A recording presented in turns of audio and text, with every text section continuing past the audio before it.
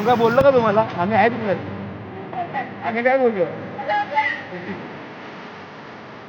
मी पण बोलतो आहे. काकांच्या पहिलं लावतो बरोबर कमेंटमध्ये. ते बाबाचं बरं कमेंटमध्ये.